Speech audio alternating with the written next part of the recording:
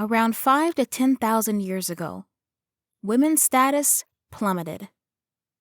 Women went from being partners with men to the property of men. From the time of the development of agriculture, gender roles became much less egalitarian. They became a matter of power and possession, and it was always favorable to men, to their wants and needs. Women were taught or forced to conform to what men wanted, what they wanted women to be and do for them. History demonstrates that the outcome of most freedom fights involve women in the battle, but ignore them in the victory. Women's demands and needs are seen as merely women's movements or women's issues.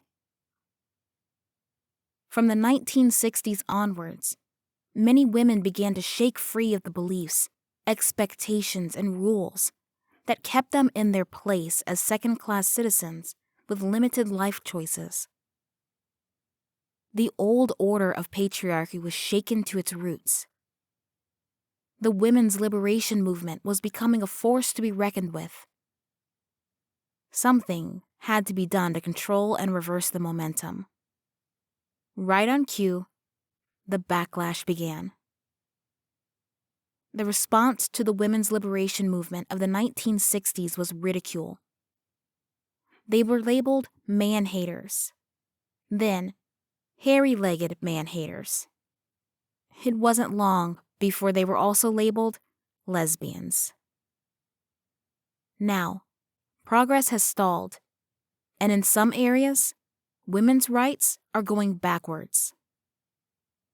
With the emergence of the men's rights activists, the incels, and the red pill men, we are beginning to see some misogynists are prepared to openly fight, even to the death, to keep women in their place.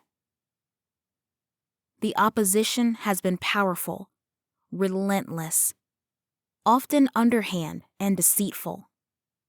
It has been perpetuated by women as well as men, and it continues today. Why is the opposition to women's equality so strong and so persistent?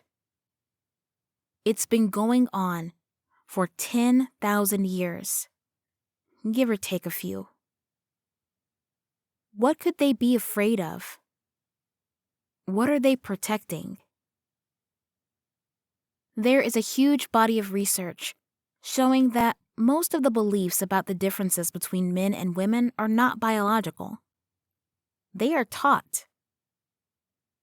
Researchers themselves have noted that the popular media quickly report on research that appears to uphold the stereotypical beliefs about women and men. It sells more magazines. It appears most people prefer the myths, despite the injustices, despite reason, science, and evidence of wanton waste and harm, both human, economic, and environmental.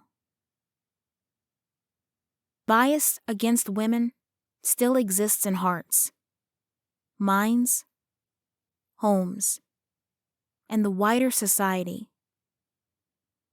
One of the most powerful pieces of fake news our imaginations have ever come up with is the sexist myth of female-male differences. Differences exaggerated or imagined, taught, policed, enforced, and used to give males dominance, power, and privilege over females. How is it maintained? What can we do about it?